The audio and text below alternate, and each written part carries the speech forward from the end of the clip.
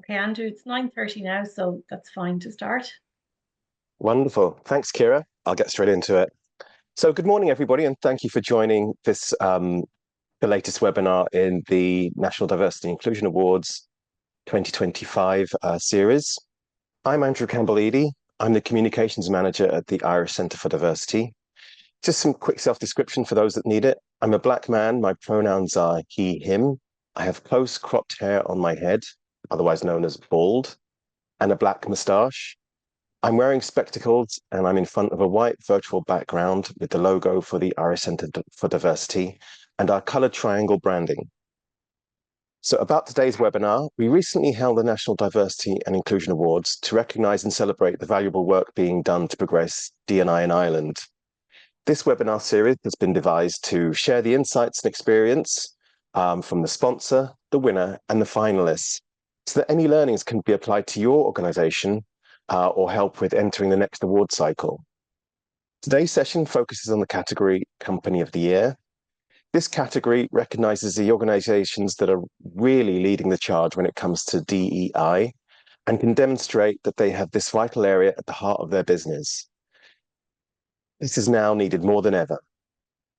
About our sponsor, we are eternally grateful to our sponsor, EY. EY is committed to building a better working world by creating new value for clients, people, society, the planet, while building trust in the capital markets. This is their second time as a sponsor for the National Diversity Inclusion Awards, and they were winner of the Advancing Race and Ethnicity Award category last year. Some housekeeping.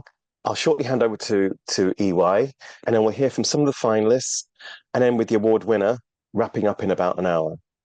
We're joined by Catherine White, our ISL interpreter. The session's being recorded and will be available on the Irish Centre for Diversity website pretty soon. Everyone's muted except the panel. Please share comments in the chat function. We'd love to hear which organisations you're joining us from.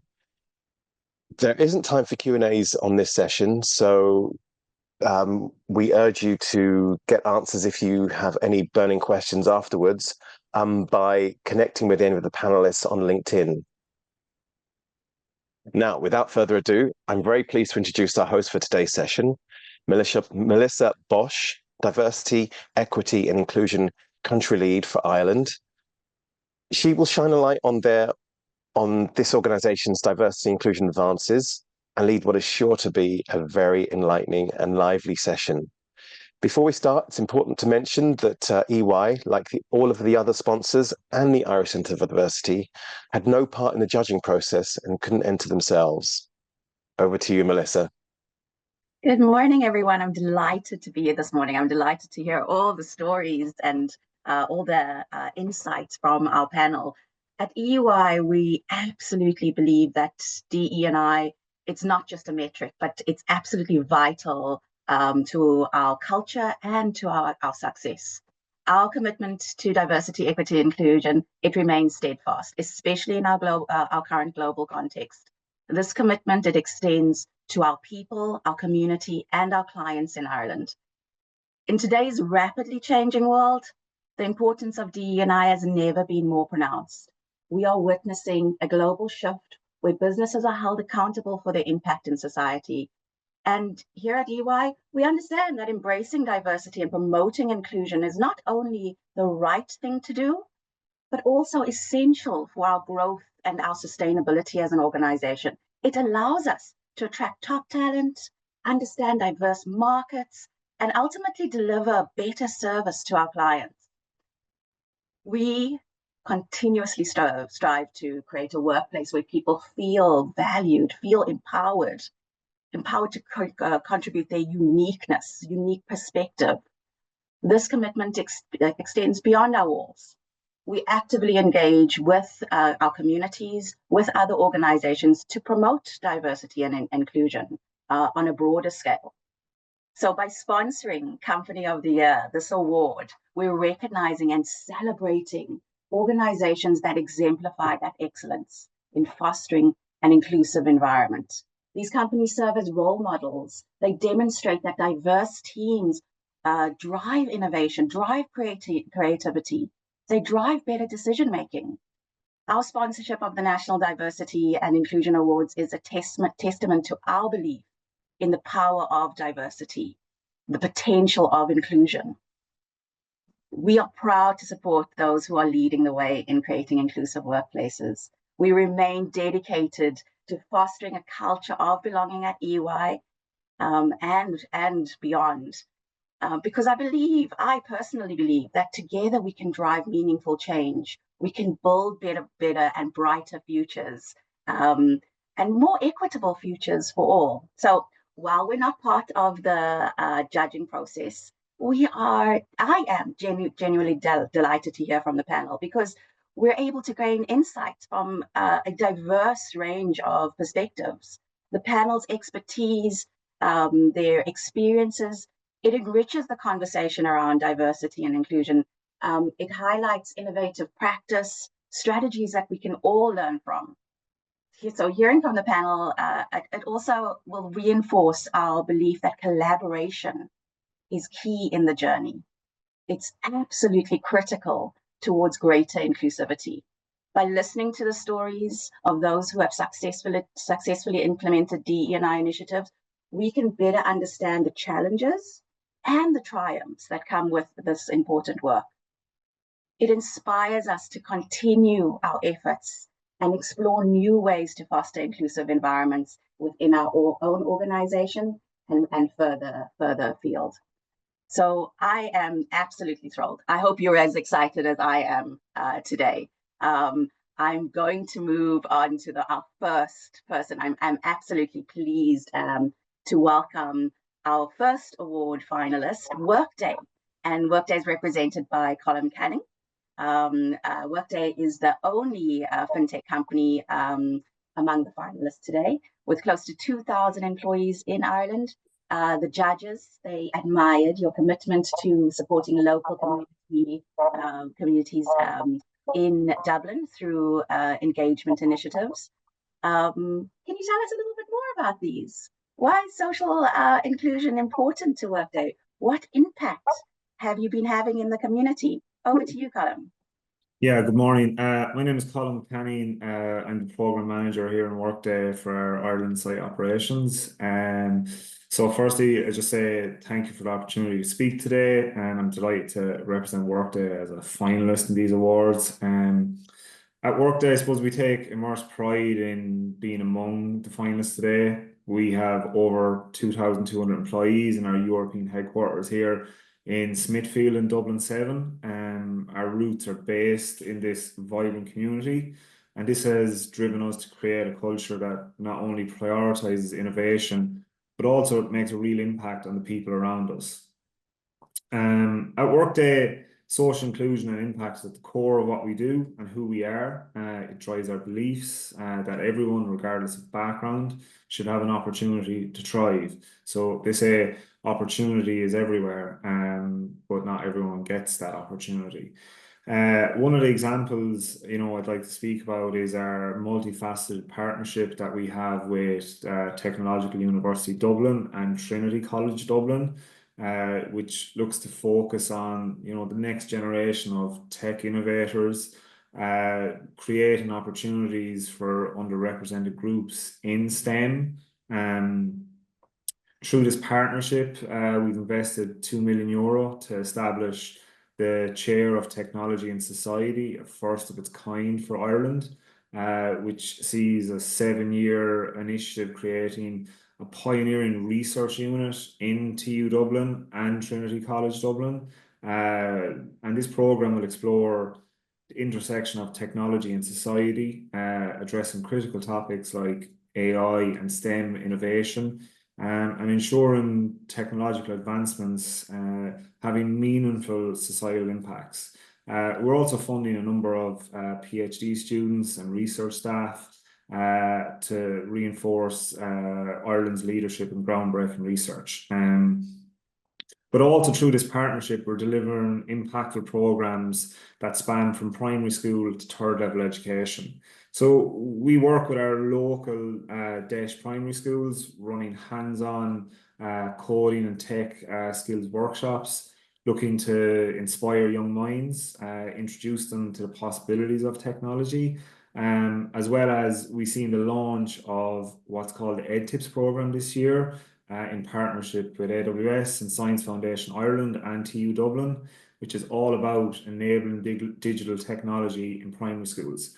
So this will run over the next 2 years, and it's a suite of age-appropriate, interactive educational lessons for digital technology in primary schools.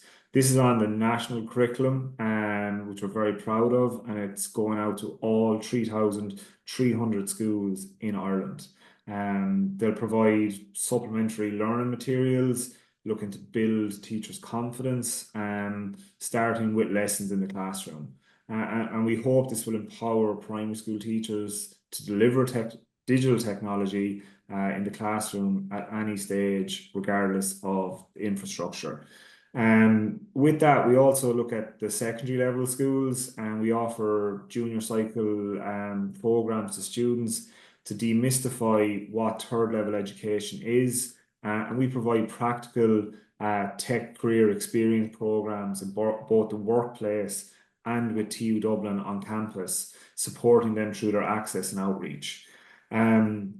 We've also teamed up on third level with the university, developing programs around machine learning, security and product management, as well as leadership. And all these programs have a way of demonstrating our belief in creating opportunities for everyone to access meaningful careers regardless of background. And one of our most recent ones is the launch of a parents' digital literacy program to upskill parents in our local community and wider for digital literacy to help with their son or daughter or their students that may be in school. For Workday, I suppose social inclusion is not just about outreach, but it's about creating a pathway for success. Being located in Dublin 7, we're acutely aware of the challenges but opportunities that are in our local community. This is why we look to embed social inclusion into the heart of our vibe, value, inclusion, belonging and equity culture. We focus on workforce development and education to try and address the digital skills gap. We're empowering individuals from all walks of life to pursue careers in technology. Social inclusion allows us to innovate in ways that reflect that diversity of our community. It drives sustainable growth that benefits not just Workday, but Dublin and Ireland as a whole. Over the last year, I suppose we've achieved a number of significant milestones through our partnerships with TU Dublin and Trinity, but we also have a much wider partnership supported by our Workday Foundation with the likes of Open Doors, Job Care, Generation, INCO, and Fast Tracking Technology. We provide access to skills training and career development for those people who face barriers to employment. We've held a number of initiatives to support those, like networking, Network to Get Work. We had 300 people attend this, where we host a workforce week on a yearly basis. As I said, our Discover a Career in Tech program, that in the last year has helped 70 students connect with career opportunities and gaining hand-on experience in a tech industry. We also have a program around future females in tech, which we have a 3-day workshop, which invites participants from third level to dive headfirst into the world of technology, showcasing the vast spectrum of careers available. And this leads to opportunities for internships and graduate positions for attendees. And with that, we also support TU Dublin on the Trailblazer program. This looks to inspire, develop, and innovate, being the main 3 pillars. So we're engaging with different demographics at different stages, inspiring young females at second level, developing supports to empower females at third level, and as they advance from third level to the workforce, we're looking to support them as they develop through their careers towards leadership and indeed self-employment for entrepreneurship. You know, these efforts as a whole make a measurable impact beyond the numbers. It's the stories that they resonate, the students they inspire to pursue tech careers, job seekers overcoming barriers, and a community that's stronger and more connected because of these programs. Being based in Smithfield and Dublin 7, we see firsthand the importance of giving back and ensuring our presence contributes to community success. And with these partners like TU Dublin, Trinity, Job Care, Open Doors, FIT, INCO, Generation, we're fostering a brighter future, one that's inclusive, innovative, and impactful. I guess at Workday, we're not just focused on building better technology, we're focused on building a better future for everyone. I think that's just the main point. Those were just the main points. That was prolific. That was incredible.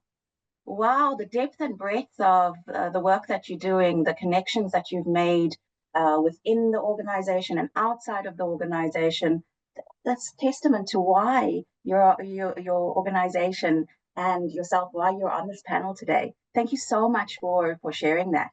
I'll probably chat about this in the end, because I'm pretty sure people would want to know how they can learn more after these sessions. So I'm pretty sure people will want to connect with each one of the panelists. But I'm going to, because we've got a few panelists to get through, I'm delighted to welcome Louise Gogon. Louise is with us today, and she's speaking on behalf of the Royal College of Physicians in Ireland. Louise, you told the judges that as you prepare for your next 4-year strategy, EDI will remain central to your overall ESG, environmental, social, and governance commitment. Your governance structure is an established forum that ensures regular EDI policy review and oversight of annual EDI objectives. Tell us a little bit about how RCPI is putting EDI at the heart of the strategy.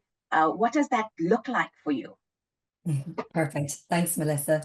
Yes, as mentioned, I'm Louise. I'm Strategy Manager at the Royal College of Physicians of Ireland. And I suppose just to briefly self-describe myself initially, I'm a white woman. My pronouns are she, her. I've shoulder-length brown hair with blonde highlights, and I'm wearing a black and white polka dot dress in front of a cream wall. Maybe as well, just to give a little context to our organisation, people may not be familiar with it. So the Royal College of Physicians of Ireland is a postgraduate medical training college, and we're dedicated to ensuring that doctors have the skills to provide patients with the best possible care. So we were founded in 1654, so we have a very long history and heritage. And really, as I said, it's a college around supporting doctors to enhance their skills, competencies, and professionalism through their working lives. And we do that through a series of postgraduate training programs in hospitals across Ireland. We offer examinations to those doctors, educational programs, and continuous professional development.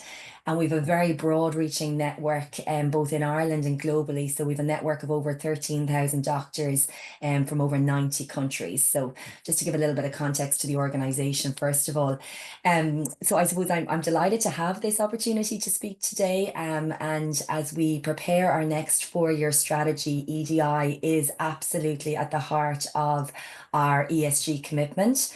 So in our new strategy, we're ensuring that we align our EDI goals with the broader organisational objectives and really integrating those into our ESG strategy, because we recognise that diversity and inclusion is a key driver of innovation and sustainable growth.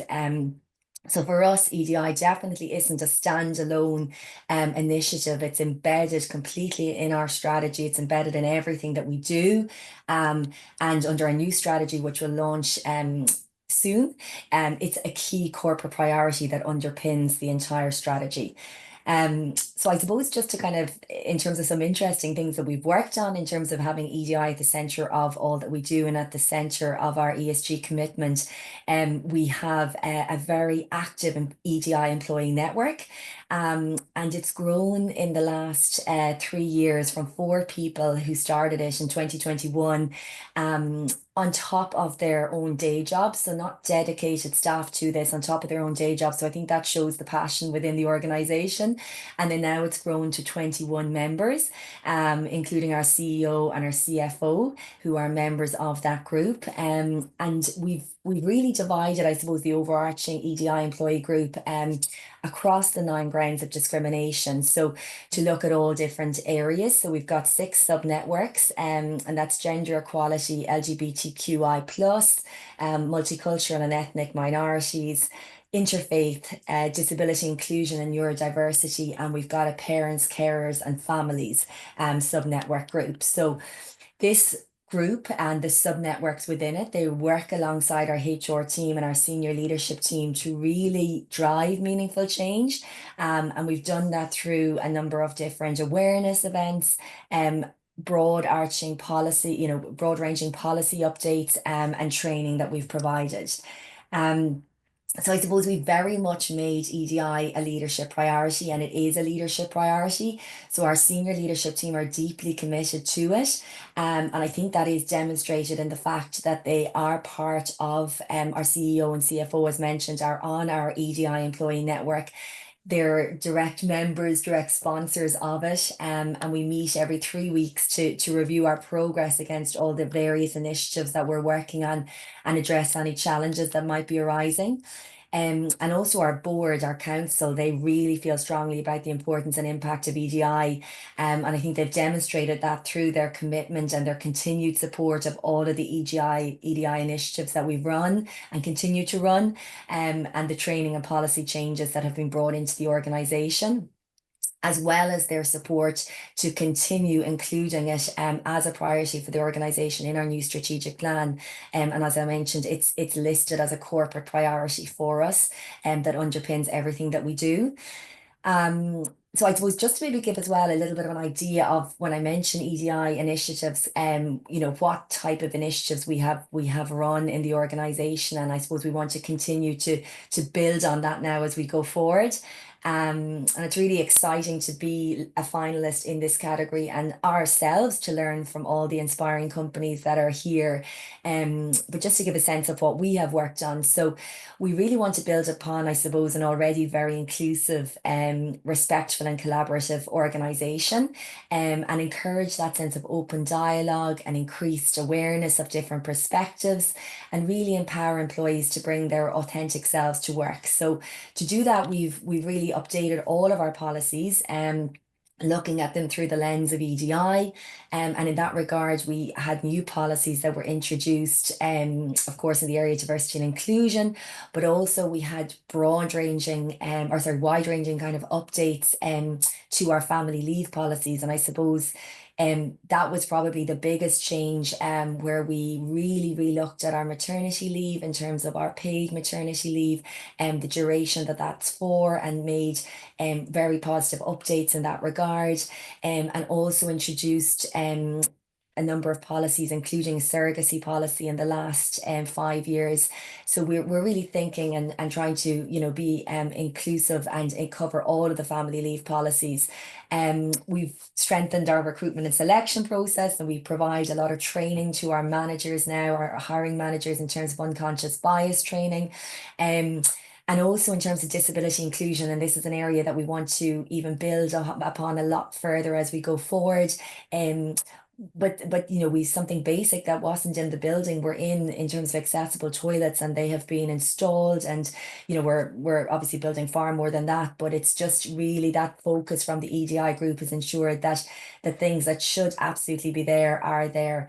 In terms of events, we've kind of looked across all of the broad areas. We've had lots of interesting talks, including understanding menopause, short films with different perspectives of people with disabilities, parenting talks in terms of screen time, book clubs. We picked one book, for example, Emma Dabiri's book, What White People Can Do Next. and that was one of the book club events that we had. And I suppose something that's been really positive within the organisation is our annual multicultural potluck event, where employees from around the world bring their food from their country and showcase their culture, and have an opportunity to do that. And then we've had lots of different panels on different things and topics, including volunteering and of course marking key dates. I suppose training as well has been a core piece of what we've done. So we've had mental health workshops, mandatory dignity at work training for all staff, unconscious bias training, also autism and neurodiversity training. And we've brought in and worked with organisations such as Shout Out and Belong To, in terms of the work that we do in our LGBTQI sub network. So really kind of, I suppose, looking at all of the areas, and I suppose to talk about impact, and I kind of close on this, really, we have, you know, and our staff and our employees would say that there has been, they have felt a significant outcome and impact of all of the work that's been done. And most recently we participated in the Pride Parade for the first time, and that brought a lot of pride to the organisation, and our doctors joined with us, and more doctors are going to join this year.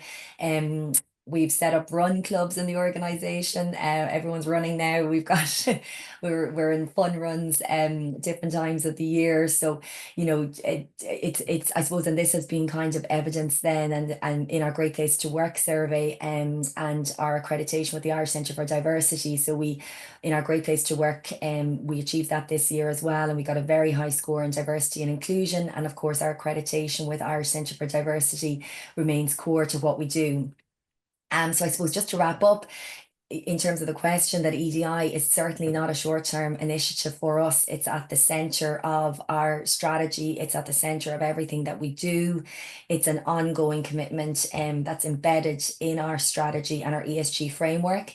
And through strong leadership, the policy changes that we've made, the training that we've provided and continue to provide, and that level of ongoing employee engagement, you know, we feel we're making real progress, but obviously there's more to do, and we'll keep working to ensure that inclusivity and diversity is at the core of everything that we do.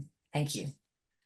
Oh, that was just incredible. Like, I totally believe that D&I is about creating that sense of connection and community. People yearn for it. They want to be seen. They want to be valued. And you've demonstrated through all your activities, from the foundational governance structures through to the various touch points, how important that is. Thank you so much for sharing that. Thank you. Over to our next finalist from Glenveigh. Glenveigh is represented by Paula Wazoo.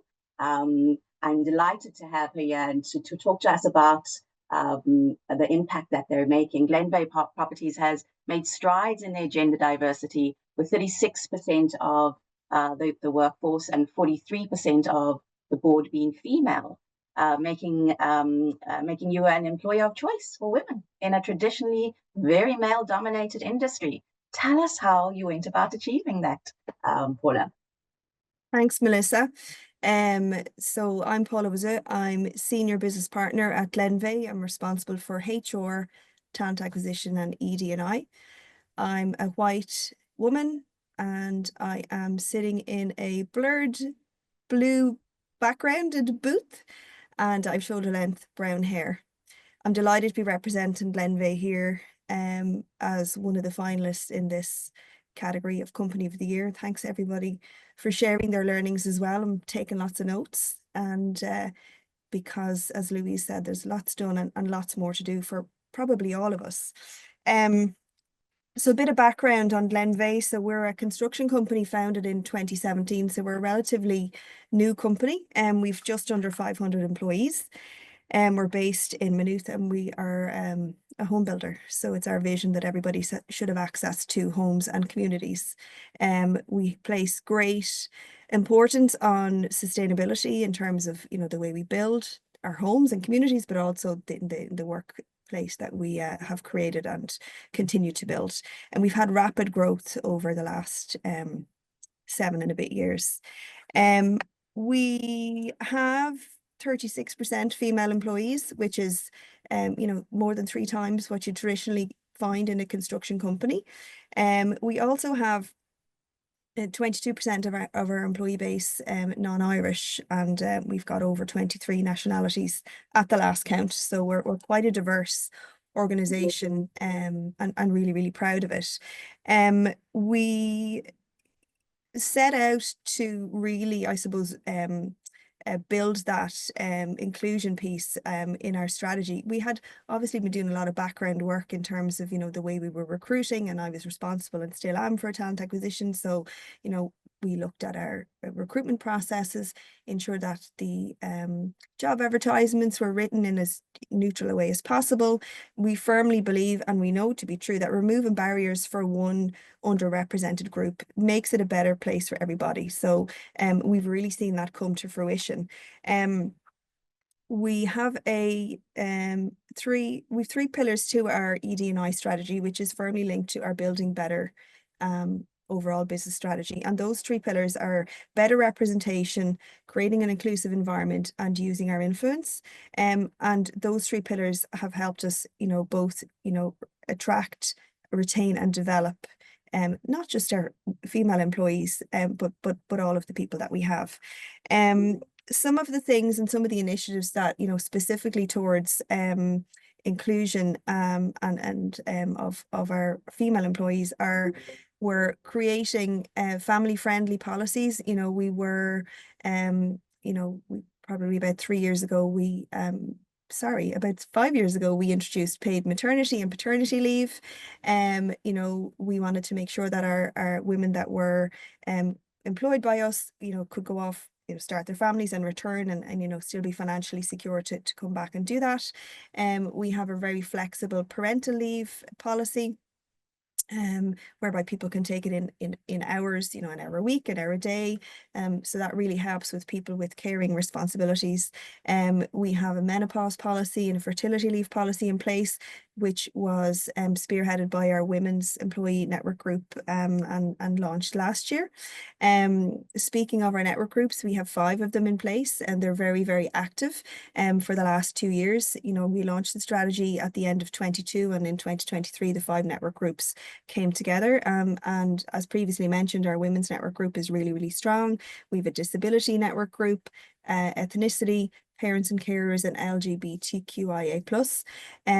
The LGBTQIA+ ENG was delighted to be the first construction company to have a float at Dublin Pride last year, and it was an amazing, although very wet day, and we had great fun. But it was a really important statement, and we'd been flying Pride flags on our sites for the last number of years, and you know, done, you know, a lot of training around inclusion, and had you know, shout out in as well, actually, to do training with us. But the Pride parade was a really, really strong statement, and such an amazing one to be part of, and really you know, got us a lot of you know, attention and joy, and sort of, you know, really put a mark in what inclusion means to us at Glenveagh. So the network groups are really, really fundamental to the success of the strategy. You know, we have a steering group in place, an ED&I steering group, which obviously sets the direction of travel and sets the targets, but it's the network groups on the ground who really can bring things to life. You know, policies are great, you know, but you know, policies live on the internet, or on a, you know, on a shelf somewhere, but the network groups really bring things to life. And it's, you know, it's about talking about them, you know, what it means to me to be, you know, a parent at work, or a woman at work, and, you know, coming together and actually, you know, having those kind of commonalities and sharing experiences really, really has helped us to kind of, you know, continue to be have a really, really open culture. So those are some of the initiatives that we have kind of run over the last, or the policies that we have put in place over the last few years. lots of initiatives happen, you know, as well. We have a really strong well-being committee and focus as well. So again, that sort of interlinks with the whole inclusion piece and people getting together. We have lots of sports and social events. We have volunteering opportunities for people. So all of this, we believe, feeds into that overall kind of culture of inclusion. We were absolutely over the moon to be the first construction company in Ireland to receive the Investors in Diversity Gold accreditation last year. So we've had an amazing journey with Caroline, Andrew, and Laura and the team there. And we've been on that journey with them since about 2021.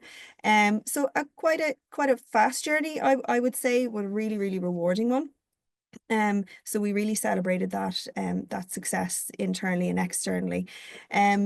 Some of the kind of outcomes of you know, the initiatives and the work that we've been doing, you know, aside from obviously the, you know, the makeup of our workforce, you know, our inclusion score went up. Our engagement scores in our Great Place to Work survey also increased, particularly when we look at we actually set targets around the two areas of culture and ED&I as part of our ED&I strategy. But when we looked at the scores, not only did they go up, but the gap or the increase was more prominent in the female workforce over the course of the last 2 years. So there was a real spike, and it's kept really steady over the last few years. So we know it's working. We know our female colleagues are as engaged, if not more so, than our male colleagues, which is fantastic to see. So they certainly feel included. They're certainly part of the business, and ED&I is a firm part of kind of the culture that we have here at Glenveagh. Oh, Melissa, you're on mute actually. Unmute myself. Thank you so much. I am so impressed with your the breadth of what you do, but also just that use of data to guide you. Data is so important. It takes our what we do from this fluffy, nice to have intervention to actually this makes business sense. So congratulations to you. Not only did I put myself on mute, I got ahead of myself and I skipped over the lovely Norma. Hi, Norma. Back to you. Our Norma is from PTSB, Norma Conway, and she's going to share with us the D&I strategy and the 3 areas of focus for 23 to 25. Disability, external impact, and segueing from Paula, DE&I data. So over to you, Norma. I'm looking forward to hearing about it. Thanks so much, Melissa.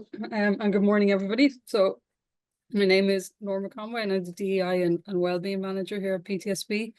Just to self-identify, I'm a white woman with long brown hair.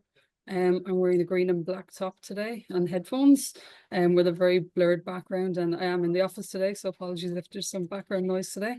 And my pronouns are she and her. So I suppose I'll just start with some background to DEI at PTSB. It was first introduced as a strategic area of focus for PTSB back in 2017, so we've been working on this for some time. At the time, and a nod to you, Melissa, we engaged EY, who came in to complete an assessment of our policies and our practices. They conducted interviews and workshops with colleagues to really get a sense of our performance. And again, at the time in 2017, we achieved a maturity level of compliance, which was right at the bottom of the list. So it was a real indicator that this was an area that we needed to focus on. A cultural change was needed. And in fairness to the executive committee and board that were in place at the time, that's exactly what happened. The role I'm currently in now was created, budget was allocated, and it became a key area of focus of the bank. But it also triggered a body of work to develop the DEI strategy, with an ultimate aim of creating a culture of inclusion and belonging. I'd say that DEI has been employee-led from the very start. Colleagues from all functions, from all levels came together for the strategy development workshops to identify the 8 priority areas of focus for the strategy.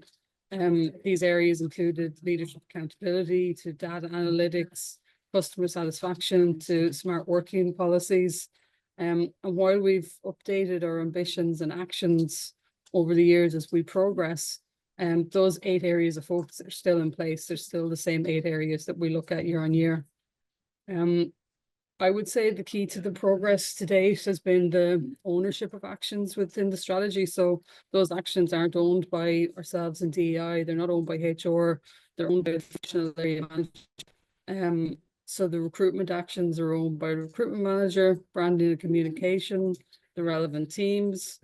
So while we hold governance and offer support, we offer guidance, we offer expertise. Essentially, the DEI strategy is integrated throughout the whole organization, which drives accountability and ownership. At that time, DEI also became one of our 12 cultural enablers, which means that we report on the progress at least once a quarter to our board and to our executive committee. So it's always top of the agenda and always garners a lot of conversations at that level. We moved on then to focusing on actioning the strategy and moving from compliance to awareness. We built relationships during this period with external partners such as Social Entrepreneurs Ireland, DCU Access Programme, Trinity Centre for People with Intellectual Disabilities, Specialistern. And in this period as well, we established our ERG networks, which is a key component, as I'm sure everybody here today, to bring our DEI strategy to life. And we currently have 5 very active, very passionate employee resource groups. And similar to Paula, probably in 2021, we started to work with the Irish Centre for Diversity, moved quite quickly from bronze to silver and then on to gold. And really it's given us that continuous improvement model where we always focus on improving and best practice. And with that in mind, we've plans and motions for gold reaccreditation process later this year, which we're looking forward to. But when we last updated our strategy in 2023, we called out 3 key areas of focus, and we did this based both on internal and external factors at the time. We communicated the strategy update and the 3 areas of focus at the event in head office, which was led very much from the front with our CEO confirming our commitment to DEI, everybody in attendance, and clearly calling out the importance and our continued commitment to making changes. So those 3 key areas we called out were disability inclusion, both from a physical perspective and neurodiversity perspective, and DEI data, which we've touched on already, as we all know is a really key measurement, and then external impact, which I'm going to focus on today. But I suppose just to mention, when we were preparing for the interview for Company of the Year, we thought, how can we stand out here? Knowing that every company here in this room are very worthy winners and probably all on a very similar journey to ourselves and all making fantastic progress clearly. So we decided we'd focus on the 3 areas for the interview. And as we started pulling all the information together, it was really clear how all the actions reached right across every area of the bank. It was really integrated. So when we talk about the idea of DEI being cancelled, DEI is so integrated in everything that we do at PTSB. We couldn't cancel it if we tried. But as I said, I'm going to focus on external impact today. And as a bank, I suppose we need to consider not only our colleagues, but we need to consider our customers and the communities that we work in. So external impact is really important for us. From a customer perspective, we were the first As I Am certified autism friendly bank in Ireland last year, with 4 branches accredited and more in the works this year. We also announced a partnership with As I Am late last year, which is a positive both for customers and colleagues. So As I Am have already collaborated with our ADAPT employee resource groups at events last year, but probably more importantly, the accredited branches have received training for colleagues. They have clear sensory maps on the wall, suitable lighting installed, they have quiet spaces if customers need it, and fidget toys for customers. And I think these improvements, alongside voice guidance functionality on our ATMs, we have in-branch guides which have been developed with input from customers with intellectual disabilities, and the law of training and posters that we now have in branches and the training colleagues have received, I think really demonstrates how our DEI strategy is impacting all areas of banks. We've partnered with Trinity Centre for People with Intellectual Disabilities and DCU Access to Education for many, many years now, and support students in our local area with scholarships to the art school, which is right behind the building here, Loretto on the Green. We're founding signatories to the Women in Finance Charter and Business in the Community Elevate Pledge, and share our best practices publicly where at all possible. Sponsorship of the Paralympics was, I'd say, a game changer for us for a number of reasons. We were the first ever sponsor of both Team Ireland and Paralympics Ireland, which is hard to believe. Paralympics Ireland had never had a title sponsor before. And I think while we knew it would make an impact, I don't think we really knew how much of an impact. So we had a lot of Paralympic Ireland athletes and team members participate in our ERG panel discussions, in welcome days, leadership summits. Every single time following one of those events, we'd get a number of calls or emails from colleagues questioning our own practices. Were we doing enough? Were our office accessible enough? Which from a psychological safety perspective was fantastic, because people were speaking freely and letting us know where they had questions, but it was a real indication that we needed to take action. And it's exactly what we did. And that's why one of the key reasons why we mobilized our ADAPT ERG to take action on those questions. Externally, then we had the opportunity to partner with Team Ireland on the Dare to Believe Schools programme. We're engaged with over 1,600 school kids, bringing Kelly Harrington, Sarah Lavin, Lucy Mulhall to visit schools around the country. Really bringing the idea to life that if you can see it, you can be it. We had the opportunity to launch Paralympic Ireland's Next Gen Talent Search last year. We sponsored 4 events across 2024. Where somewhere in the region of 100 plus athletes participated and got to test out various sports as they tried to line up the next generation of talent for LA and onwards. So alongside the impact this had internally, the impact externally, not only one from a visual representation perspective, but from a community impact perspective has been massive. And finally, then from the external impact perspective, each year, all of our branches support their local communities, but at the bank, we have a community fund where colleagues nominate charities for various personal reasons. So all our employee resource groups nominate organisations aligned to their area of focus, giving each ERG the opportunity to get behind a cause close to their hearts. So last year we had 136 nominations for colleagues, which are then shortlisted, and it goes to a public vote. So last year's community partners received around 300k, which was fundraised by colleagues and matched by the bank. And I can't miss the opportunity to plug this year's community fund, which it's going to launch next week. I've had a sneak peek at the list of shortlisted organisations, and the ERGs are already planning the supports for the chosen charities. So keep an eye out. It's a public vote, so everybody's welcome to support a good cause. Look, I could talk all day about DEI at the bank, to be honest, but I'm excited to hear everybody else's contributions too. I'm very much enjoying the learning on the session today. So look, the next steps for us are to survive the gold reaccreditation this year. We'll update our DEI strategy based on that feedback and go from here, and hopefully see some of you guys here again next year. Fantastic. Melissa, if you don't mind, I just want to jump in and just say to everybody on the panel and to the people watching today, there's so much. I put this into the chat, but in case anyone didn't see it, there's so much to learn from in this session. I mean, thank you to all the panelists so far. It's been incredible. This is my long way of saying that it feels churlish to chop anybody short. So I had one job to do, which was to keep everyone on time, but I crashed that. So apologies, but we are going to run over time. I think in the chat I said we are, because this is all so valuable to hear from. So just have that fair warning. So Melissa, sorry about the interruption. Back to you. So I agree, Eddie, and I think that if people have to drop, this is recorded, so you can always play back and get the bits that you've missed. But there's such rich information here. It's incredible. Norma, thank you so much. I think you just touched on how important it is to integrate DE&I into everything. DE&I should not be a standalone. They should not think of Melissa Bosch as DE&I. Melissa Bosch, yes, I lead out on DE&I, but everyone has a part to play in the organization. So thank you so much for sharing that. So our penultimate finalist is Grant Thornton, and we have Shana Raman with us today. Grant Thornton has really prioritized disability inclusion in 2024, both visible and invisible. including autistic-friendly recruitment practices and the appointment of a regional accessibility officer.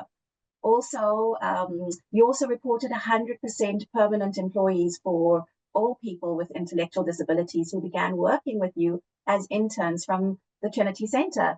Tell us why disability inclusion is especially important to you and to Grant Thornton. Thank you so much, Shauna. So my name is Shauna Ratman, and I'll just self-identify. I have dark hair, I'm wearing a pink shirt, and I'm wearing my very exciting Embrace Equity, Diversity, Inclusion Programme lanyard, which I'm very proud of. And I head up our Equity, Diversity, Inclusion strategy at the firm. We have about 2,700 to 3,000 employees in 9 offices across ROI, Belfast, Isle of Man, Gibraltar and Bermuda. And we've just recently merged and united with Grant Thornton US. So I see this as a learning opportunity for both firms in the ED&I space. When we submitted our Company of the Year content, we were thinking about all of the great work we do across ability, ethnicity and culture, gender equality, family and LGBTQI plus spaces, but we're specifically looking at our disability inclusion practices last year. We're always looking to see how accessible we can be, how inclusive we can be, and how disability friendly we can be. And we aim to do that through an integrated approach to ED&I and social sustainability. I sit in the sustainability team, so everything we do from an ED&I standpoint is embedded within our UN SDG goals, and all of our ED&I goals align with our sustainability goals as well. We embed our ED&I strategy within our people and culture norms. It's a core pillar of our central business strategy as well. We also have an ED&I goal as part of our performance review. So it's mandatory, so everyone at the firm knows how important ED&I is from a starting point. So we advanced our disability equality practice last year through talent acquisition, meaningful and impactful partnerships, and all of our initiatives and activities rolled out by our ability pillar aligned ourselves to educate, integrate and celebrate ED&I principles. We're very confident in our advancing disability action plan going forward, along with our other 4 pillar action plans. We have about 200 dedicated ED&I ambassadors firm-wide, our sustainability and people and culture teams, our 120 Embrace ED&I ERGs, and our 70 strong Embrace allies across the firm. And our ability pillar was one of our most successful pillars last year, and we had a 55% increase in our membership. So from our talent acquisition standpoint, we received an inclusion score of 80.8% from the Irish Centre for Diversity last year, and this placed us above the national benchmark in our industry. And our talent acquisition score was actually 83.3%. And this was a lot to do around our inclusive practices and our job specs that were ability friendly. We have our inclusive recruitment toolkit. We've worked very closely with them on visual guides, and we have communication stickers for all of our events, we preferred pronouns. We also have a regional accessibility officer in all of our 9 offices, which were appointed last year. Our job specification, language and career site imagery is neurodiverse friendly, and all of our font that we use in our new brand marketing guidelines are neurodiverse friendly as well. So it's really important to us that we are a neurodiverse friendly firm. We've dedicated interview training for hiring managers, and we also have a focus on unconscious bias and neurodiversity, as I said.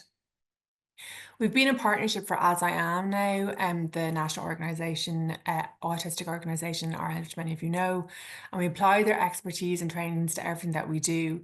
So it's one core piece that we're on the journey of is our becoming an As I Am autism friendly workplace. So we have to have 80% of our colleagues across the firm trained in autism inclusive training. So we're on track, thankfully, for that now. So that's going to be our objective for 2025. We develop our autistic friendly offerings across the firm, and we're looking at our talent retention among our colleagues and disclosure, especially within our workday profiles of abilities and disabilities. We have autistic friendly working groups as well, and we also have neurodiverse friendly working groups, and we also post our jobs on the As I Am community of practice job posting site, which is really important to us. To date, we have 100% permanent employment success rate for all of our Trinity Centre for people with intellectual disabilities participants. So we're also involved in that programme as well. So we're very keen on giving everyone an opportunity, but a real core piece of that is that the end goal is that they will get permanent employment. We also signed the Employment and Youth Engagement Charter this year, which was 19 companies had signed up last year in October. And basically it's to underpin our dedication of providing employment to marginalised communities in the 18 to 30 demographic in Ireland. Our community impact is evidenced through employing our participants from the TCP-ID programme, as I said. And we also have existing interns from the programme at the moment in Cork who are doing brilliantly, which further is increasing our targets for disability employment at the firm.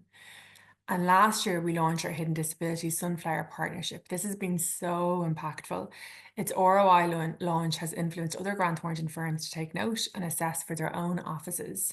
Our facilities teams, along with our ability team and all of our colleagues, have been trained in hidden disabilities now, and we all have hidden disabilities lanyards available, the actual sunflower lanyard for those who have hidden disabilities and the white lanyard, which means you're a hidden disabilities ally and that you've actually undergone training and can help and support your colleagues. Mental health is also an important piece of our Advancing Disability Action Plan. We now have nearly 75 mental health first aiders trained at the firm, across the firm. We partnered with Elephant in the Room last year. We have a lovely large elephant in our reception called Cara, who signifies our commitment to ending stigma around mental health, and we have lots of positive affirmations on Cara in our reception. The specially designed elephant, as I say, is in our City Key office and symbolises mental health well-being for everyone who attends the office. We led the way in 2022, introducing our Hour for You, and in 2023, approximately going into 2024, 10,000 hours had been taken across the firm. And we also have our Green Ribbon campaigns that we roll out on an annual basis in September, October to highlight mental health months. There's a lot going on in our Advancing Disability at the firm, which I'm delighted about. One core piece that we got really great feedback on was our ISL classes last year. And this tied into our inaugural Disability Pride months in the summer. We had ISL interpreters at our City Key offices where people could dial in as well. So we learned a lot about sign language, and we're all going to roll that out this year, along with BSL, so that our Belfast, Gibraltar and Isle of Man offices can also take part in the classes. We had Having Uncomfortable Conversation sessions recorded by Human Collective. This included one of our colleagues on ability who spoke about identifying as a small person at work. And this went down very well with our colleagues, and also gave a different perspective on being somebody who has encountered, let's say, challenges and being a small person in the workplace. And we've also highlighted this at Wellfest and Best Places to Work last year. One key piece, I suppose, is to highlight and to complement our autism-friendly work is being part of the consultations with the Lord Mayor Dahi De Rocha last year. He's a previous Lord Mayor, and he rolled out a lot of consultation sessions publicly, which we got involved in around making Ireland autism-friendly. We invited him to our Autism Acceptance Day, which was really well received last year in April. And this also further emphasised our importance of our Advancing Disability Action Plan at the firm. We're continuously evolving, and we're always going to be a work in progress. But as a firm which champions its employees to embrace their differences, we always want to ensure we have an equal and equitable environment for each unique individual. And that's always going to be our primary focus. So from a Company of the Year standpoint, we did focus on ability, and we're delighted that it was so well received. Thank you. Our last finalist today is our winner, A&L Goodbody, represented by Sinead Smith. Congratulations. Fantastic, isn't it? The judges were so impressed by your strong commitment to D&I across all pillars, most notably disability inclusion and social inclusion, with strong indicators of excellence in both. They love the detail about pro bono work, especially with the homeless. your close work with the community partners, and the fact that you offer trauma-informed training to employees who are supporting the most marginalized in society. I really want to know, what does winning this award mean to you, and what are the next steps for A&L Goodbody in this area? Over to you. Thank you, Melissa. And before I get into answering the questions, I just want to introduce myself. So I am Sinead Smith. I am Head of Responsible Business at A&L Goodbody. I am a white woman with red shoulder-length hair.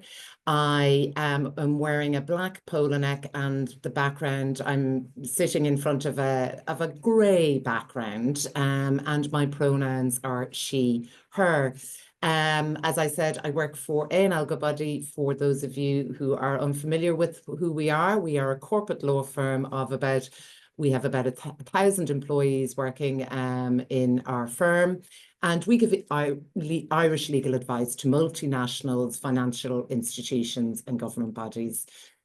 Delighted to be here to represent A&L Goodbody, and we're so delighted to win the Company of the Year award. I mean, without sounding too simplistic, Melissa, it means so much to us. I mean, I wasn't there on the night when we received the award, but I know my colleagues said that it was so emotional for them, and they were brimming with pride. And you know, and I could see you were there in the photos with them, and you could just see that energy. It was fantastic. But this is because it was a recognition. I mean, this pride was because it was a recognition of a lot of hard work that has gone into like changing and building a culture of inclusiveness in our firm. And our people have been central to this from the start. And, you know, we started this journey nearly 14 years ago when we realized that if we were to continue to be one of the top law firms in Ireland, that we needed to have D&I at the heart of our business, that we needed to have a more diverse workforce to serve our clients better and to reflect the community and the markets that we operate in. And that diversity was not going to happen overnight, you know, that we had to create an inclusive workplace culture first. And, you know, this started about just educating ourselves around the different areas of diversity through holding informative sessions, lunch and learns, and, you know, training our people in unconscious bias training, in respect and dignity, and then by making sure that all of our internal policies and practices were inclusive. And then from that, our strategy developed. And, you know, our main objective now is about embedding D&I, diversity and inclusion, into the fabric of our firm. And we do that through 3 lenses. It's, you know, having an inclusive culture, employing more people from underrepresented groups to work in our firm, and to support everyone in our firm to progress and excel in their roles. And we don't have a full-time D&I role in A&L Goodbody, but we do have a D&I steering group, which comprises of 2 senior partners, the talent director, and then myself as head of responsible business. And we are responsible for setting the strategy, overseeing implementation and reporting progress. We've 4 main areas, as you described in your introduction, 4 pillars. Gender, and we call that DARE. It's an acronym called for Daily Action Real Equality. Accessibility focuses on disability inclusion. 1ALG is our LGBT plus ally group, so focusing on sexual orientation, social mobility and cultural diversity. I think I've named the 5 there. And we have employee-led subcommittees that support the implementation of objectives in each of these 5 areas of focus. And these employees come from all levels within our firm and from our legal services and also our business services department. And I think we have around 150 employees directly involved in all of these pillars. So really, Melissa, it is our people driving our strategy. They are the people who are championing our strategy, and they are the people educating us what we need to do to become a more inclusive and diverse organisation. And at this point, I was going to give a couple of examples, maybe, you know, to what some of those are. So, for example, one ALG, our LGBT plus ally group, you know, came to us about having pronouns in all of our signatures. So we've rolled out that.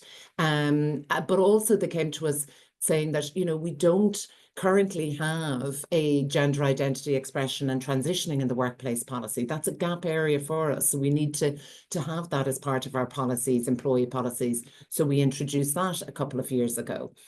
Our accessibility committee, and I know you mentioned that in your introduction as one area that the judges were really impressed by. And that was really great to hear, actually, because, you know, we are really trying to be as inclusive as possible for people with disabilities. And actually, we are in the process of moving into our new headquarters in North Wall Quay, which is something we're really excited about. And our accessibility committee have been key in terms of making sure that our new headquarters is as accessible as possible. And we are working with Access Arts, which is our disability consultants, in achieving that. So that's been a really exciting process for us all, and really inclusive process for us all. Our social mobility committee are working towards, you know, creating structured pathways for our young people in the local community to progress into education and employment.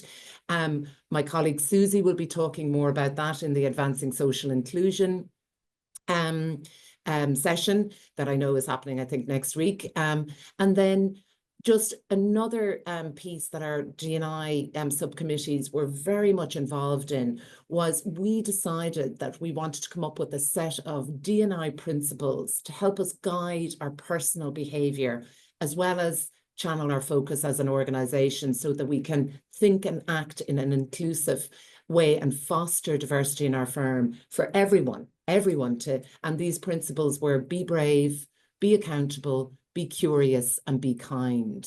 And we use those principles in our everyday behaviour and practices.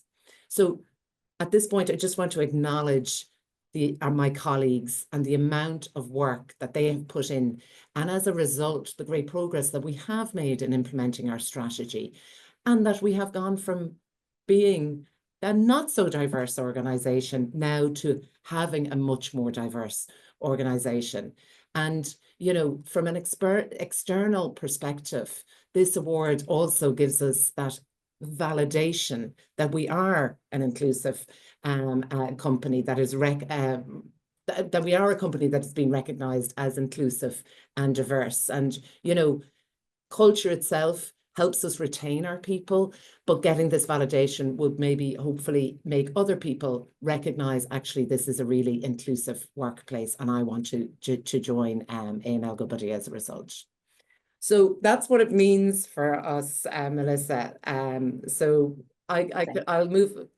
Yeah, what's next? What's coming next? Yeah. So look I'm going to try and be succinct here, but I have about 4 key points, you know, that I'm going to talk to here.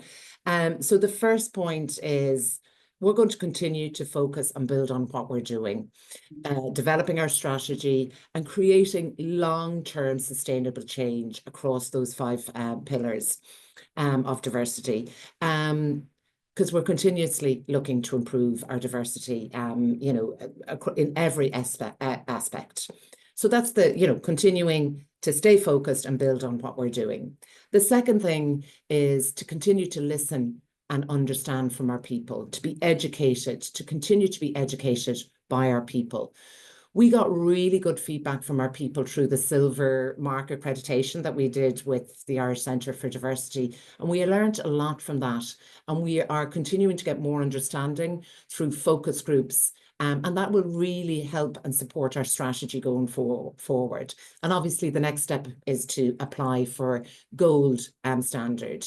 But we need to bridge the gap from the silver accreditation feedback first, and then we will go for the gold standard. We also get a lot of rich information from our people from our employee engagement survey about how we can become more inclusive. But they also give us really good information about how we're performing. And actually, you know, they're telling us, you know, 80% of our people say that we are taking actions leading to a more diverse and inclusive workforce. So that's really good to hear. And that 95% of our people strongly agree we have good DEI policies in place. But, you know, there's always room for improvement there. So it's about, you know, building on that. And then, you know, it's also around, you know, education and awareness. So, you know, our various D&I committees are constantly bringing informative sessions to us. So, for example, our 1ALG group, you know, did a session around rainbow families. So educating ourselves around, you know, insights into the lives of LGBT+Q people and their families in Ireland today. Cultural diversity, you know, educating us about the different cultures in our firm and their experiences of living and working in Ireland. So yeah, so, you know, continuing with those educational and information sessions. Data is another area we want to continue on progressing at collecting good quality data that will help us drive our strategy and measure our progress and performance. Last year, we launched a campaign called the Be Counted campaign, and this was a self-disclosure, voluntary self-disclosure campaign asking our people to self-disclose around some areas of diversity, so it can help us, you know, get a baseline to where we're at and where we need to get to. So we really want to continue on getting good quality data. And then the other area, Melissa, we're going to continue to focus on is around that collaboration piece and partnering with organizations that have more knowledge and expertise than us around what good practice is in being inclusive and diverse. So we can't advance our ambitions unless we partner with great organizations. I mentioned from an accessibility perspective, you know, we're working with Access Earth. But also we are we are launching a new partnership with the Now Group, who support the employment of people with neurodiversity and learning difficulties. So that's something we're really looking forward to. In March, we're about to launch that partnership, continue to work with the Trinity Centre for People with Intellectual Disabilities. From a cultural diversity perspective, we're working with organisations such as Black and Irish. From a pro bono perspective, you mentioned that as one of, you know, the areas that the judges were impressed with. You know, we're going to continue strengthening our human rights impact through our pro bono practice, and we need to continue to partner with great organisations such as the Irish Refugee Council, Focus Ireland with our homeless project, with our 1ALG group. It's, you know, partnering with great organisations like Belong To, Shout Out, HIV Ireland, you know, all helping us further advance our ambitions around being diverse and inclusive. And then lastly, it's around industry collaboration, Melissa. It's around us partnering with law firms, you know, for us to be as an industry more inclusive and diverse. We partner with the 30% Club, but specifically we're involved in a professional services working group there. We are members of the Outlaw Network, the Disability Legal Network, and then we're also members of Business in the Community, who give us, you know, such support in our implementing our strategy, and then also working with the Irish Centre for Diversity and the great network of organisations that they have now as part of their purpose. So yeah, so I hope that gives you an understanding of the next steps that we were going to take. Absolutely. Wow, wow, wow. I completely understand why you're champions this year, why you've won this coveted award. The amount of work and thought and integration that's happened is really impressive. Today's session, and the discussions, it just reminds us that the journey for diversity and inclusion, it's ongoing. It's a collective effort that requires really strong commitment, creativity, courage. I'm so impressed by the interventions, by the insights shared, and I really look forward to taking these learnings and bringing it to my own D&I strategy at EY. Sinead, thank you so much for your time. Thank you so much for your expertise. And I wish you the best on the next part of your journey. And please keep us informed, keep us updated. I'd love to stay in contact. Thank you very much, Melissa. And likewise, I have learned so much from this session as well, and will absolutely be bringing some of the learnings from the great organizations that were also shortlisted in this category into our strategy as well. Andrew, I'm handing back to you. Yes? Hey, all I will say is a massive thank you to everybody on the panel. I had goosebumps the entire way through just hearing about all the amazing, valuable work that you're doing, and hence the time just went out the window, and it's led to where we are now. I won't do a wrap up on individual points.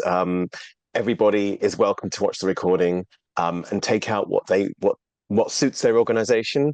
There was a huge spread of activity there. So everything from small lunchtime learning sessions where people bring in different food from around the world, through to major structural things like policies and procedures, and everything in between. Lots of educational outreach, community outreach.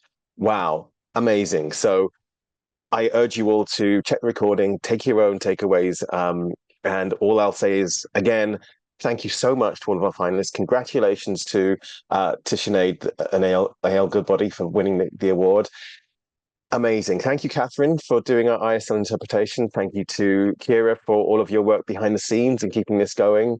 And you can tell me off later for crashing the timing. Thank you so much.